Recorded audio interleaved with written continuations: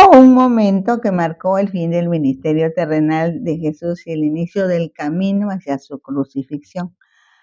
De manera confidencial, comparte con sus discípulos respecto a los acontecimientos que están por suceder, enseñando siempre, y en esta oportunidad puede corregir a Jacobo y Juan.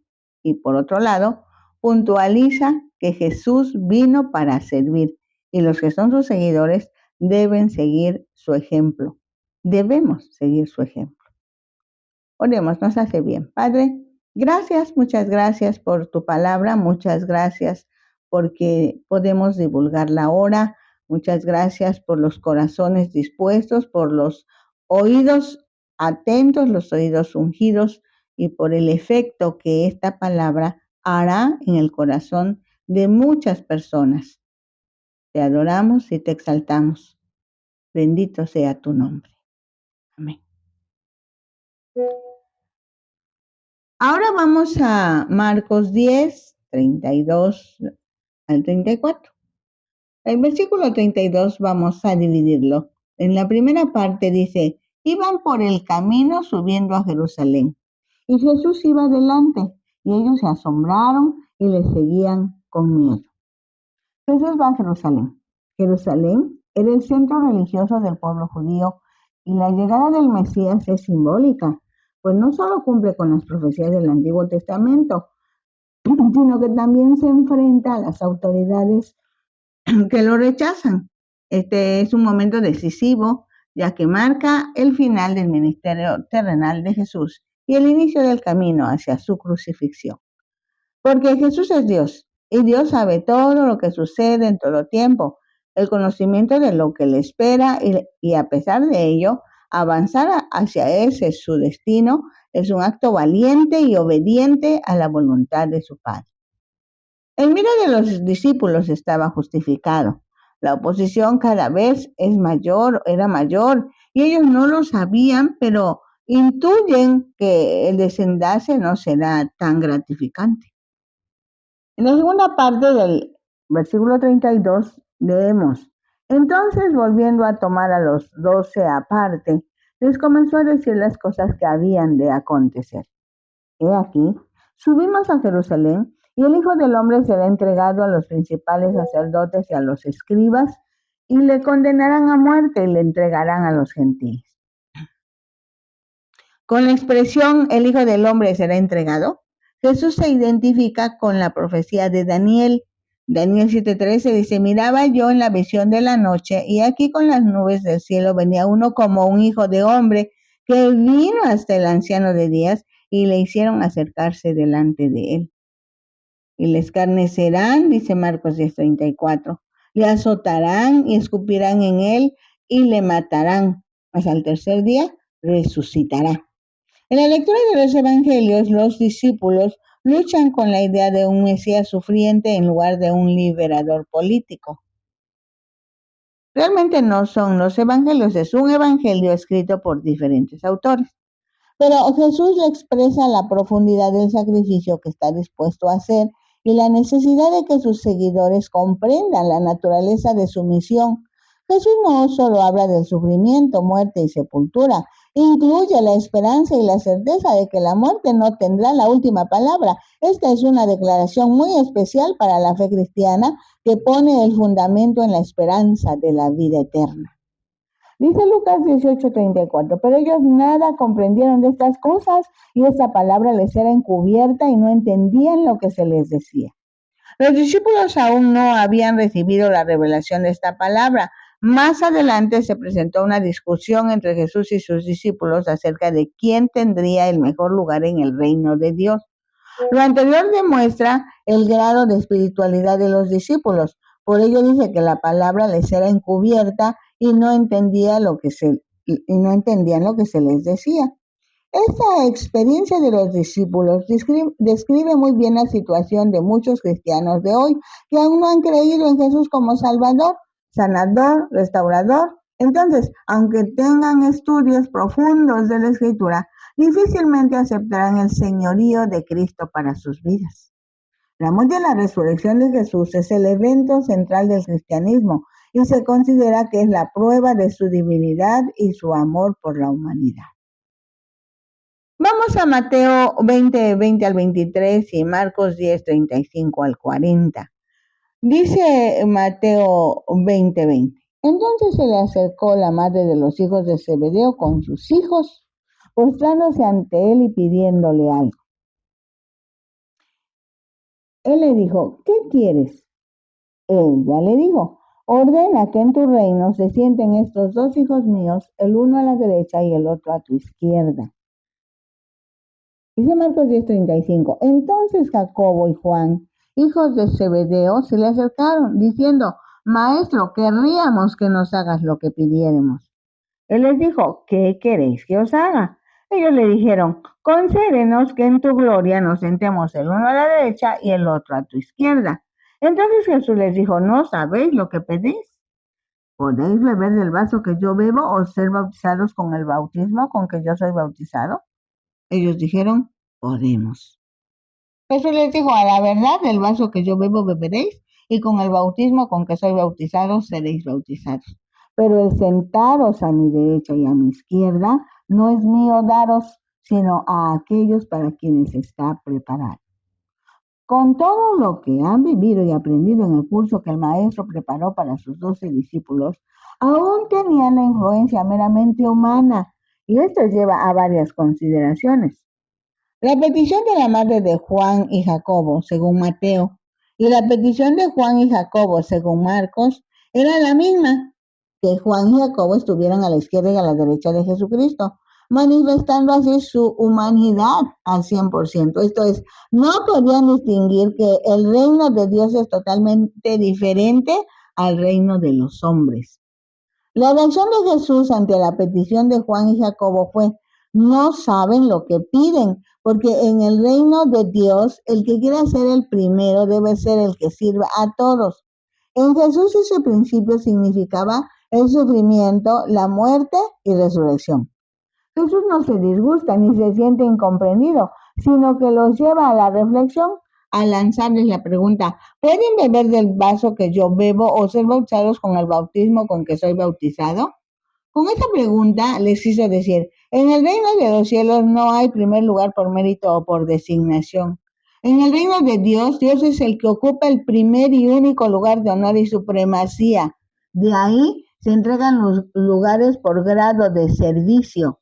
Así que yo, Jesús, estoy dispuesto a sufrir hasta la muerte de cruz, por la que conseguiré el adjetivo calificativo de maldito, pues seré colgado en el madero. Enseguida, si quieren ser ustedes, tendrían que sufrir tanto como yo, humanamente hablando, para que califiquen como buen siervo y fiel. Los discípulos, sin pensarlo mucho, contestaron, podemos. Así que Jesús lo confirmó. Ustedes van a sufrir por mi nombre en los inicios de mi iglesia, ya lo verán. Al revisar el libro de los Hechos, se comprueba efectivamente estos discípulos fueron testigos del poder de Dios y también fueron perseguidos hasta la muerte. Dice Marcos 10, 41 al 45. Cuando lo oyeron los 10, comenzaron a enojarse contra Jacobo y contra Juan. Mas Jesús, llamándolos, les dijo, ¿sabéis que los que son tenidos por gobernantes de las naciones se enseñorean de ellas y sus grandes ejercen sobre ellas potestad? Pero no será así entre vosotros, sino que el que quiera hacerse grande entre vosotros será vuestro servidor, y el que de vosotros quiera ser el primero será siervo de todos. Juan y Jacobo acababan de hacer una solicitud de posiciones de honor en su reino. La sorpresa es que Jesús no solo corrige la ambición de ellos, sino que establece un principio fundamental del reino de Dios, en donde queda establecido que la grandeza se mide no por el poder o por la autoridad, sino por la capacidad de servir a los demás. Este es uno de los principales principios en el reino de Dios.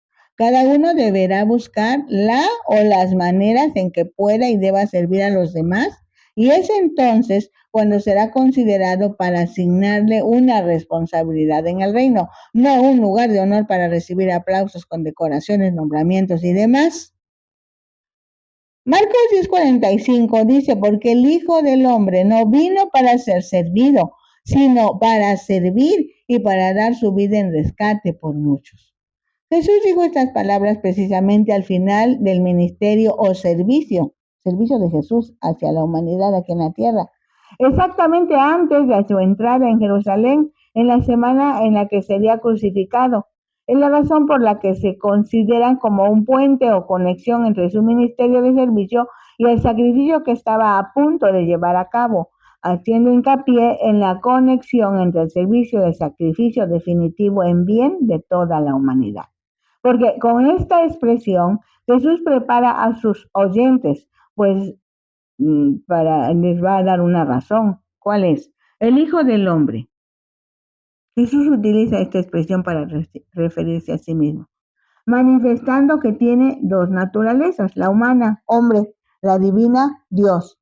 Estos versículos refuerzan la idea de que el servicio es una característica esencial de la vida cristiana y que seguir el ejemplo de Cristo implica adoptar una postura de humildad y entrega hacia los demás. Así que los que son nacidos en Cristo están destinados a servir tal como lo enseñó Jesucristo con su propia vida, y no solo a servir, sino hasta morir para rescatar a la humanidad. Jesús vino para servir. Los que son sus seguidores deben seguir su ejemplo. Debemos seguir su ejemplo. Vamos ahora a Lucas 19, 1 al 10. Este evento ocurre precisamente antes de la entrada triunfal de Jesús en Jerusalén y está marcado por una serie de enseñanzas sobre el reino de Dios. Dice Lucas 19:1, habiendo entrado Jesús en Jericó, iba pasando por la ciudad. Jericó, en la región de Cisjordania, en el valle del Jordán, al este de Jerusalén y al oeste del río Jordán. Su área aproximada es de 59 kilómetros cuadrados. Es una de las ciudades más antiguas del mundo.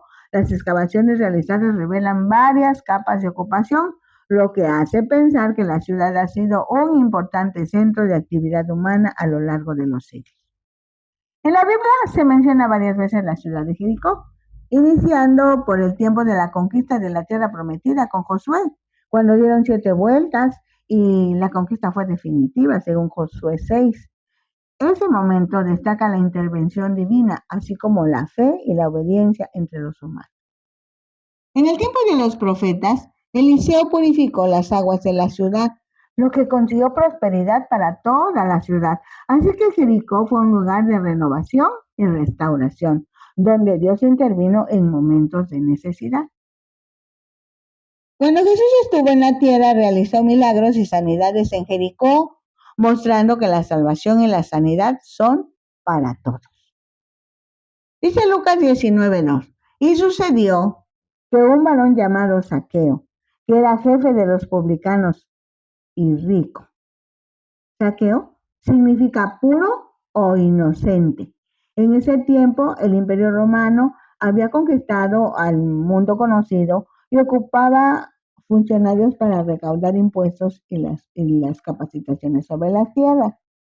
Ese derecho de recolectar los tributos en exportaciones, importaciones y el transporte de mercancías se podía comprar en una subasta pública. Los mejores postores obtenían sus ganancias de las diferencias que quedaban del dinero que se les entregaba. A las personas que compraban ese derecho se les conocía como publicanos. El relato dice que Zaqueo era jefe de los publicanos. Eso quiere decir que había comprado en una subasta esa responsabilidad. Finalmente, los demás judíos no estimaban a los publicanos porque cobraban más el impuesto fijado por el emperador. Por eso no se asociaban con ellos y los consideraban tan pecadores como a las rameras. Algo que agravaba el desprecio hacia los publicanos es que estaban al servicio de una nación extranjera y eso hacía que tuvieran contacto con gentiles, y los gentiles eran considerados inmundos. por eso no se acercaban a los publicanos. Dice Lucas 19:3. Procuraba ver quién era Jesús, pero no podía a causa de la multitud, pues era pequeño de estatura. Saqueo tenía una característica que lo hacía singular. Era bajo de estatura, por ello al ver la multitud se adelantó, buscando solucionar esa situación tan incómoda. Saqueo, a pesar de su éxito financiero entre la sociedad de su tiempo, experimentaba un vacío espiritual, lo que lo llevó o lo que lo lleva a buscar a Jesús. Dice Lucas 19:4, y corriendo delante, subió a un árbol sicómoro para verle porque había de pasar por allí. El sicómoro es un árbol grande, originario de África y Oriente Medio. Es resistente, que proporciona sombra y requiere pocos cuidados. Puede alcanzar hasta 20 metros de altura con un tronco que destaca por su corteza rugosa y su amplia copa. Además, sus frutos y hojas han sido utilizados tanto en la alimentación como en la medicina tradicional. Saqueo se había adelantado, buscando cómo solucionar el inconveniente de su baja estatura en comparación con la muchedumbre. Descubrió ese árbol sicómoro y se subió, esperando ver al maestro, pensando que tenía que pasar por allí. Dice Lucas 19:5, cuando Jesús llegó a aquel lugar, mirando hacia arriba, le vio y le dijo, Saqueo, date prisa, desciende, porque hoy es necesario que pose yo en tu casa. Para sorpresa de todos, pero específicamente para Saqueo. Al llegar al punto donde estaba Saqueo arriba del árbol, Jesús se detiene, levanta la cabeza, mira al hombre, le habla por su nombre y le da instrucciones precisas. Date prisa. No lo pienses más. Deja de lado los patrones de conducta que has adquirido. Desciende. En ese momento desciende del árbol. En este momento, desciende del árbol. Te necesito aquí abajo, físicamente hablando. Así como descendiste de tu aparente nivel social, pues siendo el jefe de los publicanos de Jericó, no te importó ese nombramiento y queriendo verme solamente porque tenía necesidad de un encuentro personal conmigo. Trepaste al árbol para quitar el obstáculo que te impedía mirar. Ese obstáculo era la multitud y tu estatura pequeña. Porque ahora yo, Jesús, tengo la necesidad, es necesario de quedarme en tu casa. Físicamente hablando sería que me quede por un momento. Espiritualmente, a partir de hoy estaré en tu corazón, formaré parte de tu ser. Ese encuentro deja en claro que cuando dos personas se buscan, se encuentran. Y no importa si una multitud impide el encuentro, siempre habrá una manera de reunirse. Algo más para disfrutar la palabra. Jesús siempre será atento con las personas que son ignoradas o despreciadas por el resto de la sociedad. En este caso, Saqueo era menospreciado por la función que desempeñaba dentro de la sociedad de su tiempo, a quien Jesús llama por su nombre, lo que indica una relación personal y reconocimiento de su valor en sí mismo. Jesús le pide a Saqueo que lo lleve a su casa. Llevarlo a su casa significa una transformación interior, buscando una relación familiar, íntima, sustancial. Es un paso muy importante hacia la aceptación de la gracia, del regalo de Dios y la redención o compra de algo que es suyo. Desde el punto de vista de Jesús, la lección para los cristianos de hoy es buscar a los que son dejados de lado, ofreciendo amor y aceptación a quienes más lo necesitan para que experimenten la transformación que resulta del encuentro con Cristo y a compartir esa transformación con el mundo que les rodea. Dice Lucas 19:6. Entonces él descendió a prisa y lo recibió gozoso. El relato no dice qué tan lejos estaba la casa de Saqueo, tampoco dice de qué tamaño era. La expresión descendió a prisa seguramente se refiere a los movimientos físicos necesarios para que Saqueo efectivamente descendiera del árbol. Seguramente esos movimientos físicos fueron simultáneos con la transformación espiritual de Saqueo, pues dejó su posición social y humildemente le recibió gozoso, no solo físicamente hablando, lo recibió en su vida, en su familia, dándole el lugar de honor que solo se le concede a las personas que cada quien considera sean dignas de un lugar especial en su corazón, en su familia, en su casa, en su localidad. Al recibir a Jesús, tuvo que dejar atrás su vida pasada, incluyendo sus pecados. O sea, seguramente se arrepintió de lo que había realizado en su vida pasada. Cuando dice, le recibió gozoso, quiere decir, ya están en la casa de Saqueo, ya están sentados para recibir alimento.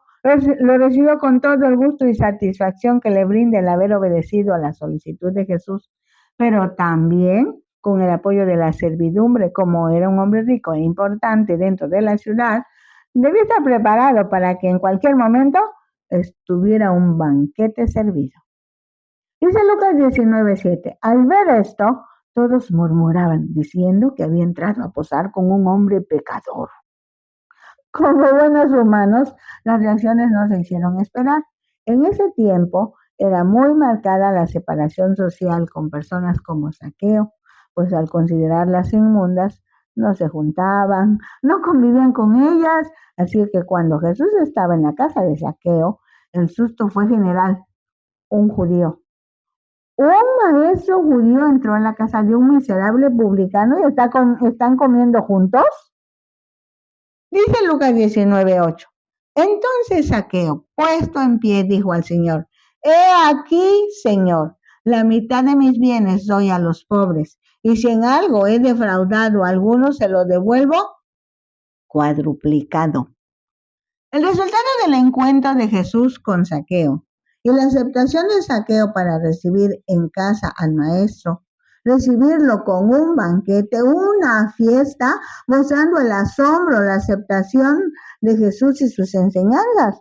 Por otro lado, la búsqueda y el cuidado de Jesús hacia los no aceptados en la sociedad de su tiempo son la gran enseñanza para ti y para mí en este mismo instante. La transformación que disfruta una persona cuando tiene su encuentro personal con Jesús se deja ver en su nueva forma de mirar y recibir la vida de Dios a la vida de la persona. Los ricos tienen fama de ser avaros, egoístas, selectivos. Desde luego existen las honrosas excepciones, quiero decir, no todos los ricos son así, pero veamos. Decide entregar la mitad de sus bienes a los pobres. Eso es llevar a la práctica la generosidad. Acepta la posibilidad de haber defraudado y se compromete a reparar el daño según los requisitos de la ley de Moisés, devolver lo robado, pero 4 veces más. Dice Lucas 19:9, Jesús le dijo, hoy ha venido la salvación a esta casa, por cuanto él también es hijo de Abraham. Para los judíos, el nombre de Abraham es muy respetado, pues se le considera el padre de la nación hebrea. Cuando Jesús dice, él también es hijo de Abraham, es como un golpe para las personas que lo escuchaban, pues por su desempeño como publicano, los demás judíos lo consideraban inmundo, quiere decir, ni siquiera lo miraban, ni siquiera lo consideraban parte de su grupo social. La afirmación de Jesús es una enseñanza fundamental hasta hoy, pues la salvación está disponible para todos. Lo repito, la salvación está disponible para todos, sin importar su pasado, sin importar su grupo social. Salvación quiere decir liberación del pecado y restauración de la relación de la persona con Dios. Dice Lucas 19:10. Porque el Hijo del Hombre vino a buscar y a salvar lo que se había perdido. La razón de todo esto, o sea, que se reciba en el reino a todos y cada uno de los que acepten la invitación de Jesús para que viva en su vida, en su casa, es que precisamente por eso dejó Jesús su trono de gloria. Por eso tomó forma humana, por eso dio a conocer a su Padre, por eso sufrió en la cruz, para llevar el castigo que le tocaba a los pecadores. Por eso resucitó para demostrar su victoria y poder sobre las huestes malignas. Sí, sí, todo eso porque el hombre estaba perdido para Dios. El encuentro de Jesús con Saqueo no es una historia simple, sino una representación del amor incondicional de Dios hacia todos, independientemente de su pasado o su clase socioeconómica. Ahora es tu turno. Quien seas, como te llames, a lo que te dediques, hoy Jesús te llama por tu nombre. Juan, Alfredo, Enrique, Ernesto, Amaranta, Esmeralda, Georgina, Jorge, por tu nombre. Y te dice, necesito que me recibas en tu corazón, porque para ti también hay salvación y vida abundante, vida eterna. Tú tienes la respuesta. ¿Qué te parece si hoy le decimos al Señor, si te ayudo, si te enseño cómo puedes tener esa vida? Tendrías que decirle a Dios algo así. Dios, gracias porque tú me buscas, porque tú tienes cuidado de mí, porque tú me conoces, porque tú te presentas, porque así como le dijiste a Saqueo, hoy yo entiendo que tú le estás diciendo a mi corazón que quieres vivir aquí, en mí. Bienvenido, bienvenido. Gracias porque cuando tú llegas, tienes poder y tienes tanto amor que perdonas todo lo que yo he hecho malo que a ti no te gusta. Gracias porque por tu sacrificio en la cruz, por tu resurrección de entre los muertos, tienes todo el poder para perdonar mis pecados, para recibirme contigo en tu reino. Y ahora te agradezco mucho por esta invitación que ya he aceptado. Bienvenido a mi corazón. Amén. Estamos en Ventana Virtual Cristiana Radio con algunos otros hermanos nuestros que divulgan la palabra, pero también en YouTube. Búsquennos al nombre de Rosadela Hernández. En Facebook estamos como disfrutando la palabra. Y en TikTok, en Instagram, tenemos cortos para que ustedes empiecen a disfrutarlos primero y luego a divulgarlos. Divulguen la palabra. Síganos, síganos. Tenemos materiales que seguramente serán de bendición para sus vidas.